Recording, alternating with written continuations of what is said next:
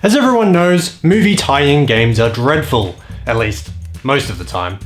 If you're Rockstar Games, it may not be. It may even be okay if it was based on a license that was in a quarter of a century old. Even better, if the movie was entertaining but ultimately lacking a bit of substance, maybe it had a cool premise but really just lots of gratuitous violence, it'd probably translate to a fighting game pretty well. Luckily, those three things actually did come together in 2005, developed by Rockstar Toronto and published by the mothership themselves, Rockstar Games. The Warriors is based on the movie of the same name, released in 1979. It had Dexter's dad in it. This review has been a long time coming. I originally bought this on PS2 sometime during 2014, but the disc was so scratched that I couldn't even make it past the tutorial level. I even tried one of those disc buffering machines in a video rental store since they still sort of existed in 2014, but no luck. A few months ago, after not finding it anywhere in the wild for years, while out thrifting, I found 2 copies in one day. For some reason, one of those is the NTSC Xbox version, which supports 720p, so that's what you'll be witnessing today. Before we begin, I'll issue a spoiler alert since this follows the storyline of the movie to a T, but come on, this movie came out in 1979. I do encourage you to go watch it if you haven't seen it, however, it is one of my favourite films. Why? You can stream it on this very website for $4.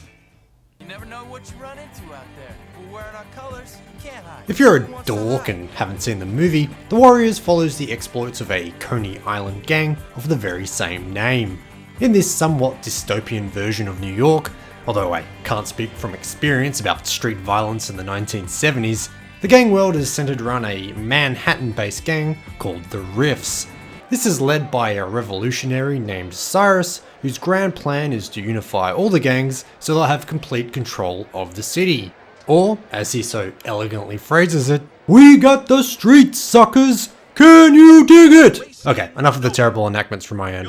Cyrus organises a huge meeting centred around children's play equipment at the Van Cortlandt Park, where delegates from 100 gangs come to listen to his impassioned speech. It goes well until a loony named Luther from the Rogues shoots Cyrus dead for seemingly no reason at all. This causes chaos, followed by a police raid, and as everything is turning to crud, Luther loudly accuses the Warriors of the murder. What follows is the Warriors escaping back to the safety of Coney Island, as now every gang is mistakenly trying to hunt them down.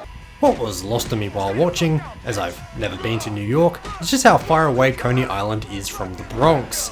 Approximately 40 kilometers or 25 miles, which, dare I say, is quite a distance to traverse on foot while escaping from hundreds of bloodthirsty gang members.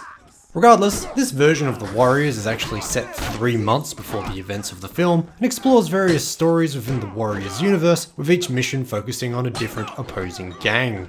The happenings of the movie are included too, however, taking up the last quarter of the gameplay, so there is a large amount of fan service here. And, as a fan of the film, I certainly enjoyed all the extra content. You'll play a variety of gang members from the film as you progress, and while they each have their own pros and cons when it comes to stats and skills, they each control identically. Using the same game engine as the second generation Grand Theft Auto games, it plays out in a very similar fashion. Characters are controlled from the third person, although unlike the GTA games, you have commanding controls over whoever you're not playing as. You can direct them to follow your lead, stop where they are, scatter if the heat gets too much, defend an area, fight, or cause mayhem where they'll smash everything in sight until you tell them otherwise. It's a good system, but the menu is activated by pushing the left thumbstick. In the heat of battle, where you're frantically moving around using that same thumbstick, it was all too easy to accidentally bring up the menu. This isn't a huge problem for the most part, mostly a minor annoyance, but you certainly wouldn't want to inadvertently tell them to scatter while you're surrounded by baddies. Being that this is a game about gangs, a large portion of your time is spent throwing punches and kicks, with there being plenty of combos and special moves to be learnt. There are no guns, it should be noted, at least not any you can control, but the environments are largely weaponized to your advantage.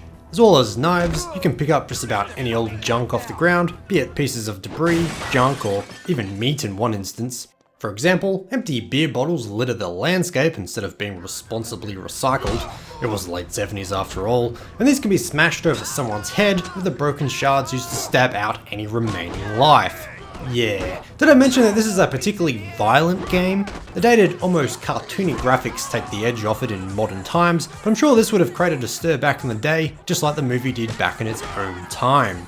But on the bright side, if any gang members' hats fall off during the melee, these can be picked up and worn TF2 style, at least until someone else knocks it off your head.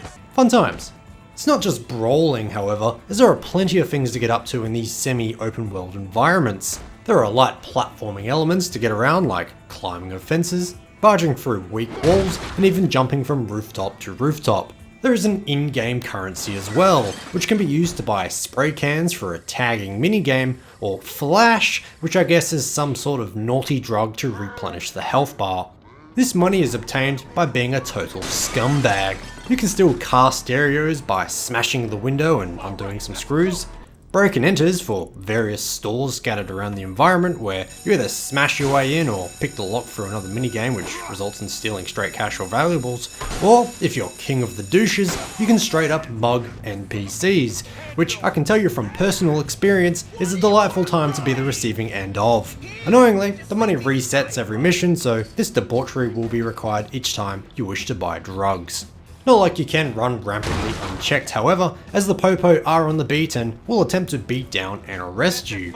They'll be provoked by either witnessing the crimes themselves or via helpful citizens who will rush to the nearest phone box to call you in. If you're not a fan of them doing that, you can stop them with your fists, just like the rational guy you are. If this does result in you being arrested, you'll be relying on your comrades to free you, and in return, you can free your fellow arrestees if they get cuffed.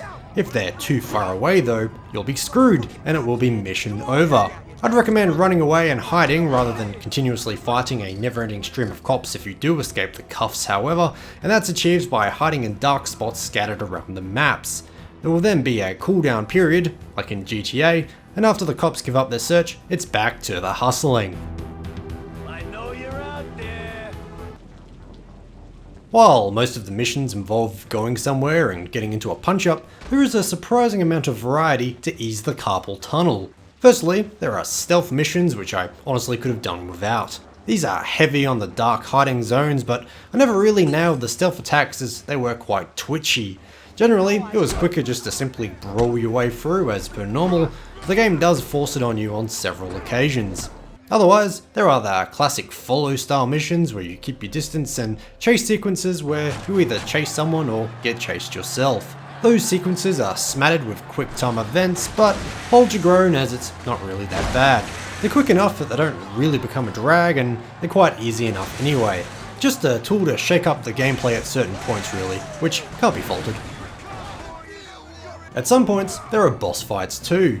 These are usually a fun way to end the level, but one, oh my god, one nearly drove me to insanity. To be fair, it is the final segment of the game where Luffy and his gang finally face off the warriors on the beach back in Coney Island, but the game utilizes one of the most broken mechanics in the game to win: throwing.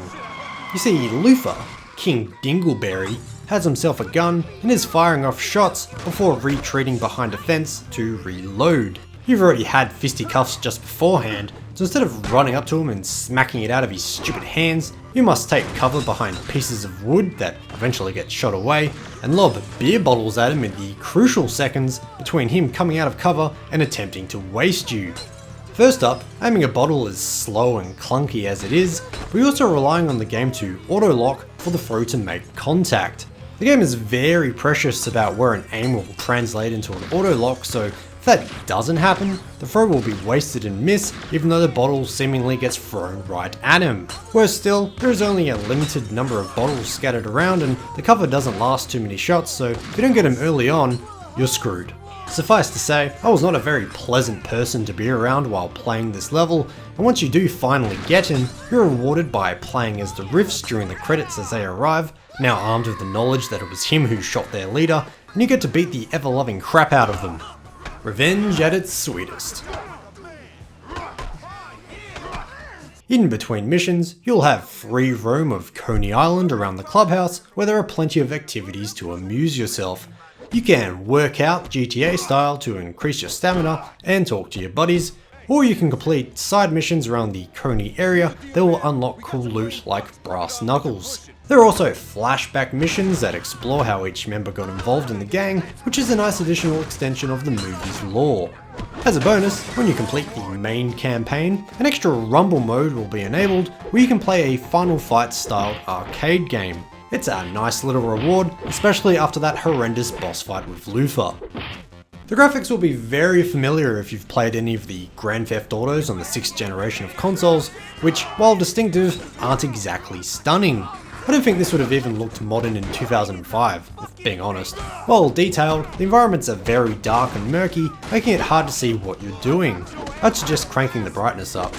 But otherwise, there are some nice effects, like how your character slowly looks more and more pummeled as you fight. The cutscenes are a work of art, however, with those set during the events of the movie recreating the scenes shot by shot. Rockstar have done an amazing job here, and this is bolstered by the fact that most of the original cast members return to voice their respective characters. That is unless you're Roger Hill, however. Hill played the role of Cyrus in the film, but for whatever reason, his voicing talents were not used in the game. Hill was not pleased by this and sued for $250,000 in 2006 against Take-Two Interactive, claiming they used his voice in depiction without permission. Unfortunately, I can't find what the ultimate verdict was, but Take-Two did claim they had a valid third-person license to use the Cyrus character. So, it's probably safe to assume that Hill didn't receive his $250,000, who sadly passed away in 2014.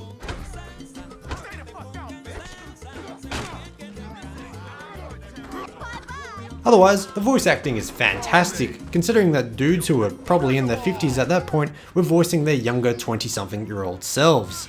The game also benefits from the movie's soundtrack, which is definitely cool, but I'll have to watch myself while editing lest I get a copyright infringement.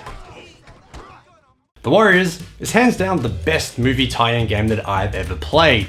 The dedication to the film is commendable, but the gameplay is also a winner. It's sad that Rockstar never took on a project like this again, although there were murmurs of a spiritual successor based around the fights between the mods and the brawlers in 1960s England, although sadly, this never saw fruition. In 2009, completely unrelated to Rockstar, a developer called CXTM released a side-scrolling beat-em-up on the Xbox Arcade called The Warriors Street Brawl. I've never played this myself, although it did appear to receive many unfavourable reviews, so I'd probably stick to this to quench your warrior's bloodthirst. Speaking of that, it's very accessible in the modern day. It was originally released on both PS2 and PSP. That PSP version was ported to the Vita, which I've previously played, and appears to be a very faithful port even though there's only one thumbstick. The console versions were also ported to the PlayStation Network and can be played on the PS3 and the PS4. However, they are missing a few music tracks thanks to licensing shenanigans.